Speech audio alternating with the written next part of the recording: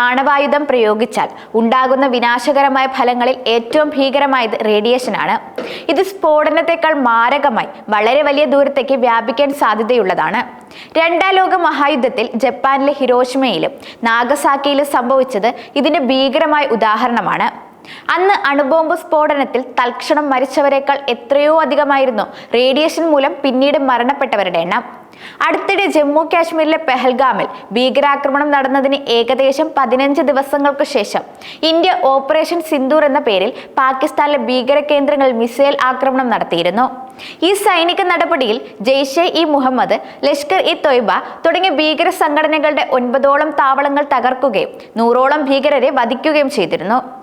ഇന്ത്യയും പാകിസ്ഥാനും ആണവശക്തികളായതിനാൽ ഇരു രാജ്യങ്ങൾക്കുമിടയിൽ ഒരു യുദ്ധമുണ്ടായാൽ അണുബോംബ് ഉപയോഗിക്കാനുള്ള സാധ്യത തള്ളിക്കളയാനാവില്ല.